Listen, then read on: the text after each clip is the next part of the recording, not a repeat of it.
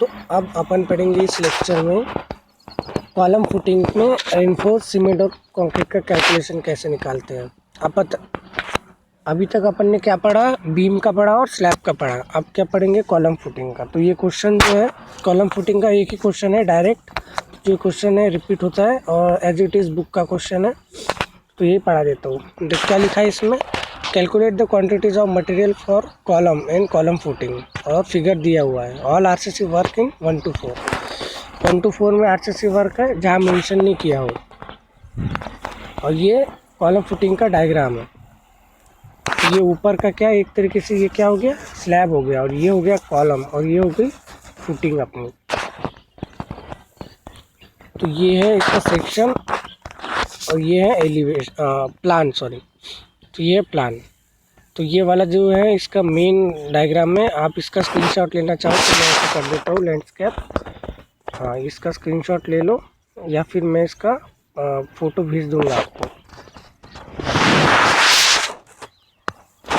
इसमें क्या क्या है समझ लो पहले।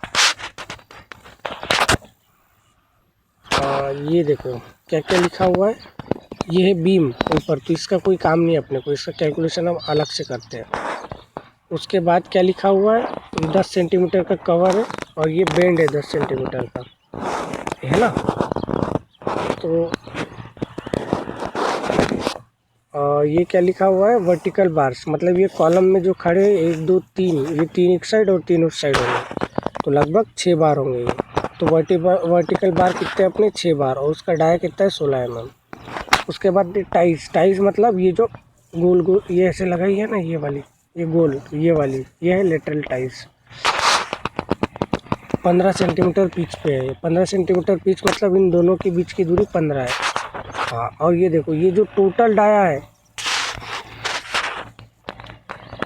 ये देखो ये 4 सेंटीमीटर का कवर, ये 4 सेंटीमीटर का कवर है एक दोनों साइड, और जो टोटल है ये कितना है 30। तो प्लिंथ लेवल के ऊपर 30 है, और जो प्लिंथ लेवल के नीचे ये जो है ये 35 है। उसके बाद ये है प्लिंथ लेवल, ये है ग्राउंड लेवल, है, और ये है डोवेल बार्स, ये जो ऐसे दिख रही है ना यहाँ से इतनी, ये डोवेल बार्स है। तो ये पूरा डिस्क्रिप्शन दिया हुआ है। अब इसको सॉल्यूशन अपन करते हैं।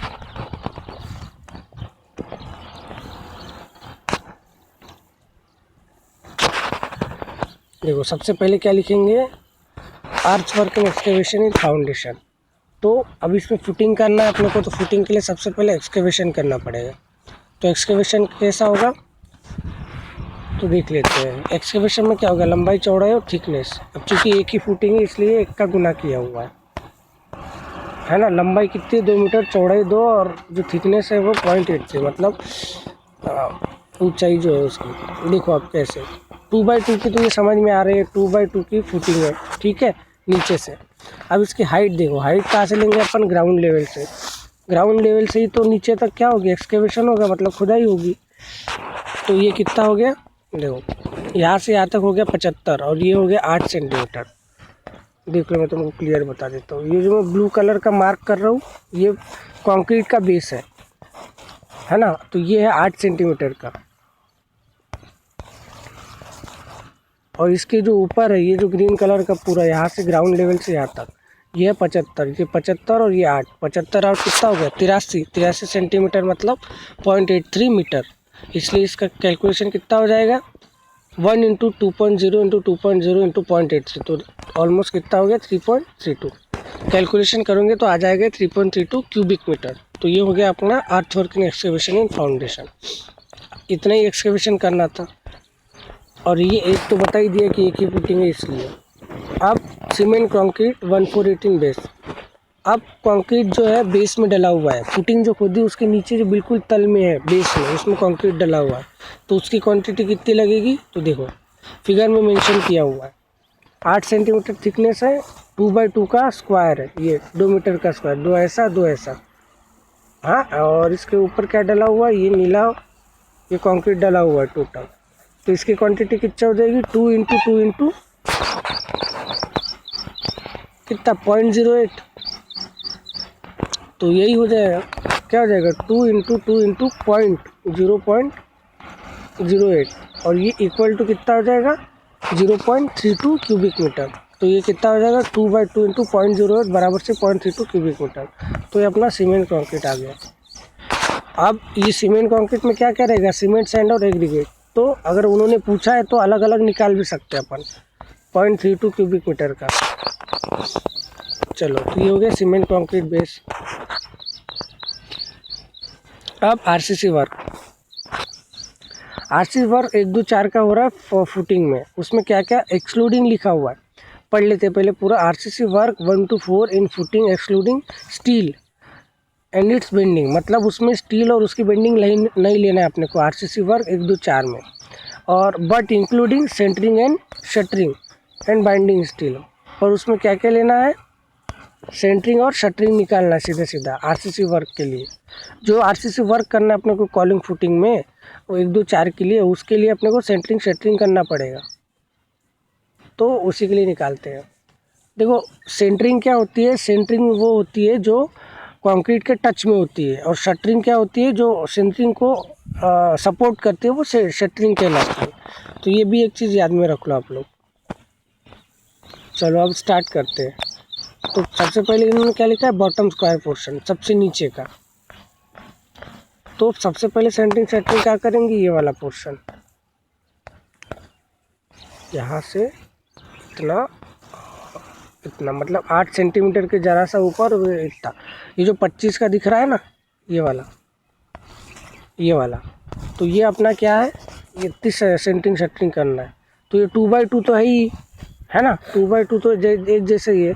और इसकी थिकनेस क्या हो जाएगी 0.25, तो ये हो गया। तो इसलिए बॉटम का कितना हो जाएगा 2/2 इंटू 0.25 मीटर। तो ये लगभग कितना हो जाएगा 1 क्यूबिक मीटर। तो बॉटम स्क्वायर पोर्शन के लिए कितना हो जाएगा अपना 1.0 क्यूबिक मीटर। इसको सेपरेट कैलकुलेशन करते हैं क्योंकि इसमें अलग अलग शेप है इसीलिए। अब बचा क्या, ट्रेपेजॉइडल पोर्शन। तो ट्रेपेजॉइडल पोर्शन कौन सा, ये देखो यहाँ से इतना ऐसा और ऐसा, तो ये है ट्रेपेजॉइडल सेक्शन। तो ये ट्रेपेजॉइडल सेक्शन में इसका A1 इसका A2 और ए मीन निकालते हैं अपन। तो इसमें सबसे यूजफुल फार्मूला रहता है प्रिज्मोइडल फार्मूला। तो प्रिज्मोइडल फार्मूला पिछली बार जब मैंने रोड वर्क एस्टीमेट पढ़ाया था तो उसमें पढ़ाया था तुम लोगों को, बाकी उतना याद रखने की ज़रूरत नहीं है इस कंडीशन में, देख लो पहले। ट्रेपेजॉइडल पोर्शन में क्या क्या याद रखना है,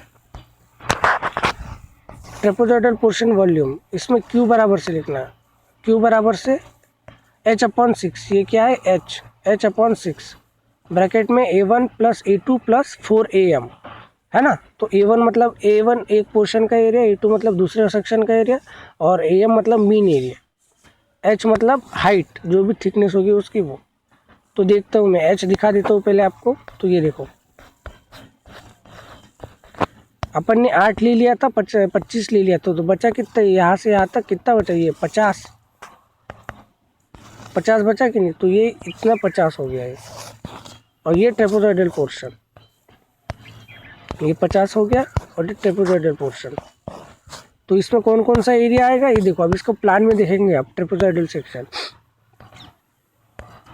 ये देखो, ये है 2/2 का एक एरिया, तो ये 2 का स्क्वायर हो जाएगा। स्क्वायर मतलब वर्ग है ना 2/2 का, और ये कितना है 35 का वर्ग, इसलिए A1 हो जाएगा 2 का वर्ग, और A2 हो जाएगा 0.35 का वर्ग, और AM क्या हो जाएगा इन 2 का वर्ग प्लस 0.35 का वर्ग डिवाइडेड बाय 2। तो ये प्लान से सीखा अपन ने। तो ये देखो ट्रेपेजॉइडल पोर्शन का H कितना होगा 0.50, और ये H/6 तो फार्मूले में ही है। A कितना हो गया 2, तो 2 का स्क्वायर हो गया। B कितना होगा 0.35, तो 0.35 का स्क्वायर A2, और AM मतलब A1 + A2/2। तो ये कितना हो जाएगा अपना 4। इसका आप कैलकुलेशन अच्छे से कर लेना, क्या लिखा हुआ है 2 + 0.35/2 का होल स्क्वायर लिखा हुआ है। आप लोग कैलकुलेशन कर देना, कैलकुलेशन अगर इतना नहीं आएगा तो बताना मुझे, मैं भी सॉल्व करके देख लूँगा। क्या लिखना है 4 ब्रैकेट में 2 + 0.35/2 और इसका क्या लिखा है इन्होंने, होल स्क्वायर लिखा हुआ है, समझे।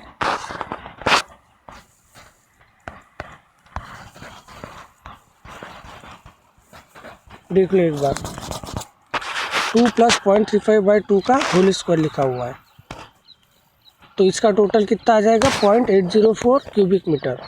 तो टोटल जो शटरिंग कितनी होगी, सेंटरिंग शटरिंग इन आरसीसी वर्ग 1 2 4 में, तो ये एक और ये कितना 0.804, तो ये हो जाएगा 1.804 क्यूबिक मीटर। तो ये तीसरे के लिए टोटल क्वांटिटी हो गई अपनी। अब चौथा पढ़ते हैं, कॉलम में, आरसीसी वर्क कॉलम में, उसमें भी क्या क्या है, ग्राउंड लेवल के ऊपर एक्सक्लूडिंग स्टील, स्टील नहीं लेना है और उसकी बेंडिंग भी नहीं लेना है, बस क्या लेना है, सेंटरिंग और शटरिंग लेना है, और उस बाइंडिंग स्टील के लिए। हाँ चलो अब नीचे से स्टार्ट करते हैं। इसका स्क्वायर पोर्शन क्या लिखा है, square portion below plinth level, plinth level के नीचे जो स्क्वायर पोर्शन है उसके लिए, ये देखो ये प्लिंथ लेवल है, ये ग्राउंड लेवल है, तो ये जो इतना का है, इतना अपने को क्या करना है, सेंटरिंग शटरिंग। तो इसमें क्या हो जाएगा, ये देखो ये तो 35 स्क्वायर का क्वेश्चन है, तो ये हो जाएगा 0.35 × 0.35, और इसकी हाइट कितनी हो जाएगी ये देखो कितना है 6, और ये एक 1 × 0.35 × 0.35 × 0.6, तो ये अपना इतना सेक्शन का सेंटरिंग शटरिंग आ जाएगा। ये देखो क्या लिखा हुआ है, 1 × 0.35 × 0.35 0.6, तो ये टोटल क्वांटिटी कितनी हो जाएगी, इतना हो जाएगा 0.074 क्यूबिक मीटर। तो ये स्क्वायर पोर्शन के लिए हो गया। और अब ऊपर जा रहा है ये सेक्शन ऊपर। अब देखो ये स्क्वायर, ये देखो ये स्क्वायर तो सेंटरिंग शटरिंग है, लेकिन ये ऊपर जो क्या है ये सर्कुलर है ना पोर्शन, ध्यान रखना इसका।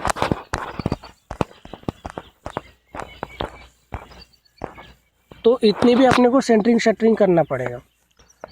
तो जैसे देखो मैं समझा देता हूँ, यहाँ पर ये कैसा गया हुआ है, ये ऐसा गोल है और ये ऐसी सेंटरिंग शटरिंग बनी हुई। तो ये जो पूरा सेक्शन है ये एक सेक्शन है, और यही सेक्शन कितने मीटर तक है, 3.3 तक ग्राउंड लेवल से ऊपर। ये देखो 3.3 तक है, यहाँ से इतना ग्राउंड लेवल के ऊपर तक।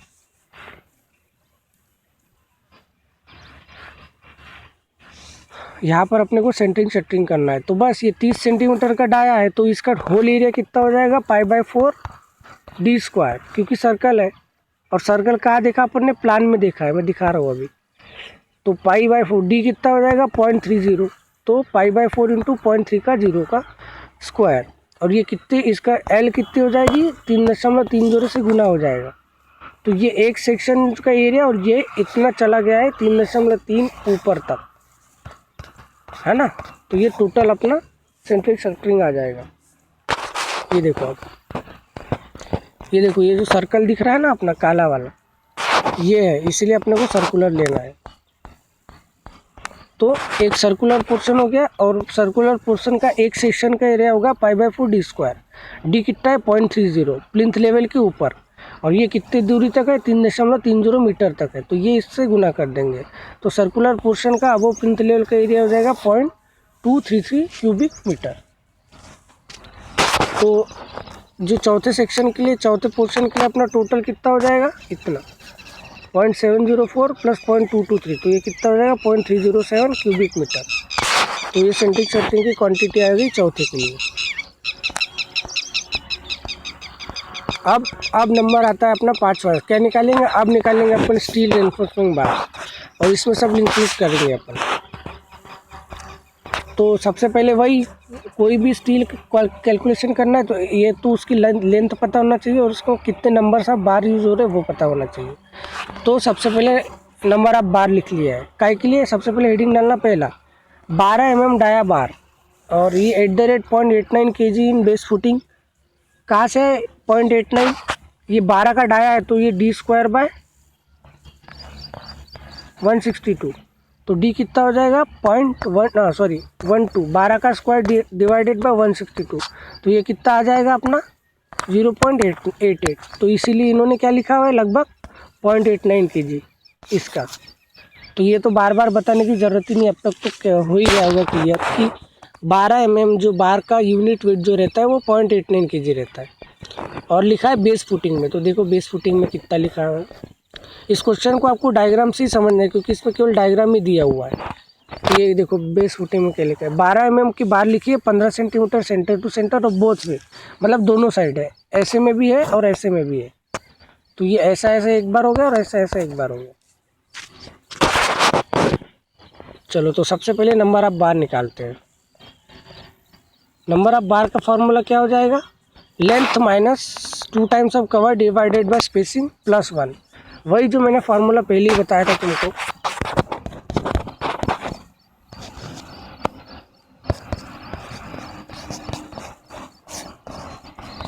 है ना, तो लेंथ कितनी हो जाएगी 2 मीटर, कवर कितना हो जाएगा 4 सेंटीमीटर 4 सेंटीमीटर 8 सेंटीमीटर, और स्पेसिंग तो दिया है 15 सेंटीमीटर और प्लस 1। तो देखो इसमें क्या लिखा हुआ है, 200 सेंटीमीटर में किया है इन्होंने आपको, आप चाहे तो मीटर में सॉल्व करके भी कर सकते हैं, आंसर एक ही आएगा। चूँकि इन्होंने सेंटीमीटर में किया है तो मैं भी सेंटीमीटर में समझा देता हूँ। 200 सेंटीमीटर तो लंबाई होगी total, minus 2 times of cover, एक कवर 4 सेंटीमीटर का है, फुटिंग में 40 mm का लेते हैं, बाकी एक जगह इसमें मेंशन किया हुआ है तो उस हिसाब से 4 का ही लिया अपन। और 15 सेंटीमीटर तो लिखा है उन्होंने बोथ वे स्पेसिंग प्लस 1, तो ये कितनी हो जाएगी 14 नंबर ऑफ बार। इन एक साइड में 14 नंबर बार, स्पेसिंग ये रही, ये देखो 12 mm बार 15 सेंटीमीटर बोथ वे। अब ये तो हो गई नंबर ऑफ ये, अब लेंथ निकालेंगे इसकी। तो लेंथ क्या हो जाएगा, total length minus 2 times of cover plus 2 times of, जैसा पहले से बता रहा हूँ आपको, इसको एक के नीचे एक लिखना है। इन्होंने जैसा लिखा है ऐसा नहीं लिखना, जैसे मैंने पहले बताया है इसको लिखने का तरीका वैसे ही लिखना, तो आपको याद रखने में आसानी जाएगी। इसको भी ऐसे ही लिखना, पहले फार्मूला लिखना, फिर फार्मूले के नीचे ये लिखना और फिर उसके नीचे ये लिखना। तो length minus 2 times of cover plus 2 times of, cover हो गया 8 सेंटीमीटर, 2 × 4 ये तो 8 आ गया, तो ये हो गया 200, तो 2 मीटर, 2 × 4 4 का कवर, और ये हुक कितना है 2 × 9 × d, तो 2 9 कितना हो गया 18 d, तो और d कितना है यहाँ पर 12 mm, तो ये 12 सेंटीमीटर, इसीलिए इन्होंने 18 × 1.2 लिखा हुआ है। समझ में आ गया होगा अभी तक।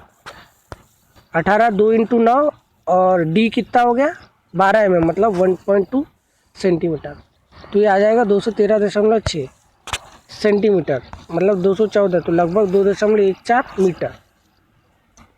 तो 12 mm डाई की जो मेन बार है फुटिंग में, उसकी बार 14 बार है एक साइड, तो दोनों साइड 28 हो जाएगी, और एक बार की लेंथ कितनी है 2.14 मीटर। तो टोटल निकालेंगे quantity of steel. Quantity of steel कैसे निकालेंगे, लिखना अब नीचे क्वांटिटी ऑफ स्टील, और उसमें लिखना 2 × 14, मतलब एक तो एक साइड हो गई, और उन्होंने लिखा है बोथ वे, मतलब दोनों साइड, तो 2 × 14, और एक बार की लेंथ 2.14 और एक बार का वेट 0.89, तो टोटल कर देंगे, तो टोटल क्वांटिटी कितनी हो जाएगी, सबका गुना कर देंगे 53.33 kg। तो ये आ गया अपना एक बार का, सॉरी ये आ गया अपना टोटल स्टील ऑफ क्वांटिटी, किसकी मेन बार की, डाया की फुटिंग में। अब इसको देखना हो तो रिपीट करके देख लेना, सब समझा दिया है। अब 16 mm डाया की डबल बार यूज़ करेंगे। डबल बार इन्होंने मेंशन किया, ये देखो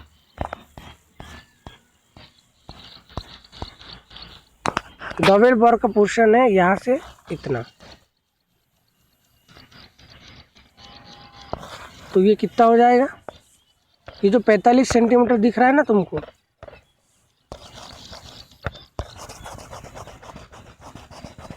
हाँ ये 45 सेंटीमीटर से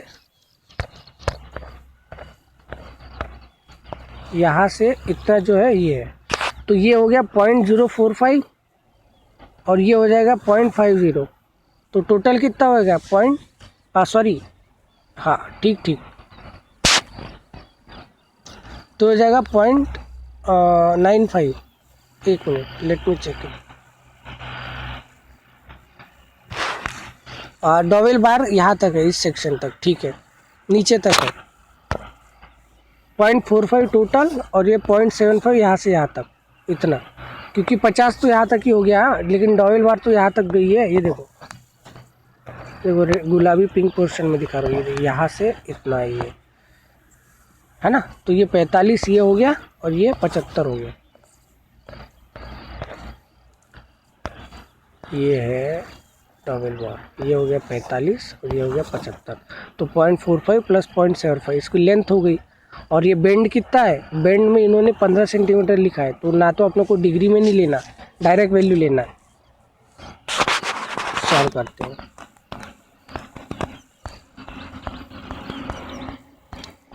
तो 0.45 समझ में आ गया, 0.75 में बता दिया। कवर कितना है 4 सेंटीमीटर का, एक साइड 4 का, दो साइड, तो 0.08 कवर हो गया।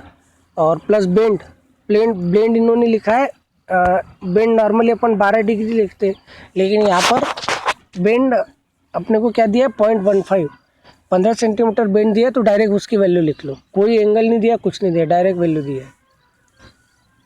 तो ये दिया है पॉइंट्स, ये टोटल आ जाएगा। लेंथ कितनी आ जाएगी 0.27 मीटर। तो डबल बार की लेंथ कितनी होगी 0.27 मीटर।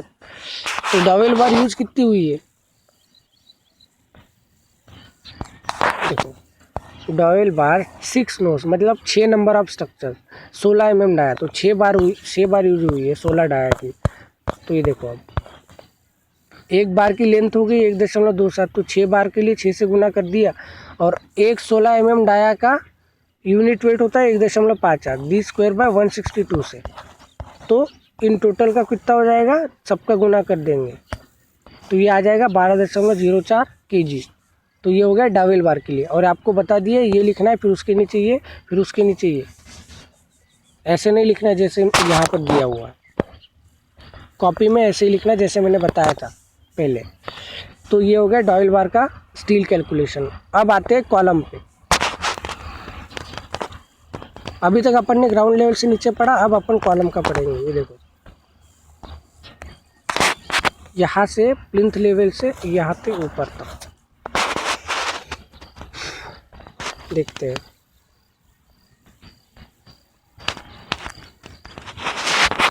तो इसकी लंबाई है 3.30, 0.6 और 0.1 plus 0.1 is equal to 4.10। Column के एक स्टील बार की लेंथ इन्होंने 4.10 निकाली है। तो 3.3, 0.6, 0.10, 0.10 दिखा रहा हूँ आपको।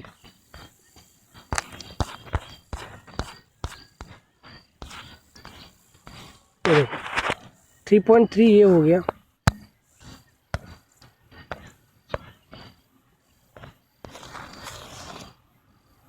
है ना, 0.6 ये हो गया। क्यों, क्योंकि डबल बार के साथ इसमें कॉलम की भी नीचे आएगी, तभी तो इसमें पकड़ पाएगा ये दोनों को। तो ये इतना हो गया 3.3 और 0.6, और बचा क्या 10। तो ये 10 जो है वो एक क्या ले लो आप, बेंड ले लो, एक बेंड ले लो, और एक 10 सेंटीमीटर क्या ले लो, कवर ले लो। तो 0.10 हो गया ये, ठीक है। तो ये 0.10 हो गया, और ये इसकी लेंथ होगी टोटल। कवर नॉर्मली घटाते हैं, लेकिन इस पर घटाया नहीं है। क्यों, क्योंकि इसमें इन्होंने कवर में स्टील बार डाली है, ये देखो, ना कि इसमें से पुनः कवर से बेंड किया उन्होंने, इसलिए इसमें कवर को जोड़ा गया है। तो 0.10 बेंड भी जोड़ा है और 0.10 कवर का भी जोड़ा हुआ है। क्योंकि यहाँ से देखो, नॉर्मली अपन कब घटाते हैं, जब ये देखो ये कोई बीम थी, फिर ये बार अपन ने यहाँ से ना जाके यहाँ से घटाते थे, ऐसे बेंड करते थे। तो ये जो इतना जो नीला पोर्शन बचता था ये अपन घटाते थे, लेकिन इन्होंने बार क्या किया है, ये कॉलम है, तो ये बार उन्होंने ऐसे ऊपर तक डाली है। तो ये जो कवर है इसमें उन्होंने बेंड नहीं किया, इसमें उन्होंने बार डाली है, इसलिए इसमें प्लस किया है 0.10। तो ये आ जाएगा 4.10 एक बार का लेंथ। तो ऐसे कितनी बार है, 6 बार। कहाँ पे दिया हुआ है, ये देखो 6 बार वर्टिकल टाइज। 16 mm डाया, वही 6 से गुना कर देंगे और 16 mm डाया का 1.58, तो ये हो जाएगा 6 नॉट्स 4.10। इसका बार बार बता रहा हूँ, इसको लिखना है, फिर इसके नीचे ये लिखना है और फिर ये कैलकुलेशन, तो ये आ जाएगा 38.87 kg। अब बचा क्या अपना टाइज बची है केवल। टाइज मतलब देख लो यहाँ पे समझा देता हूँ, ये कॉलम है, ये 3 रॉड इधर 3 रॉड पीछे, तो भाई इसको बांधने के लिए ऐसा गोल गोल टाई लगा हुई है ऐसी, तो वही है ये, तो ये लिख लेना। उसके बाद नंबर ऑफ टाइज कितने आ जाएगी, लेंथ डिवाइडेड बाय स्पेसिंग +1। इसमें कवर को माइनस नहीं किया गया क्योंकि कवर दिया ही नहीं है ऊपर नीचे, तो लेंथ कितनी हो जाएगी 3.3 + 0.6 3.9, स्पेसिंग 15 सेंटीमीटर लिखा हुआ है +1, तो ये आ जाएगी 27। चलो देख लेते हैं।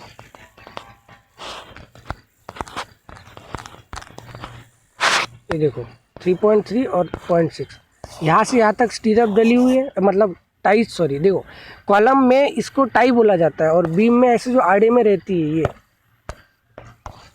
ये स्टीरअप्स कहलाती है और इसमें टाइज बोला जाता है। तो ये देखो टाइज लिखा हुआ है 10 mm dia pitch 15 centimetre pitch मतलब दोनों टाइज के बीच की दूरी होगी 15 सेंटीमीटर, और टाई कितना है ये, तो यहाँ से यहाँ तक लंबाई कितनी है 3.3 और 0.6, तो लंबाई बटे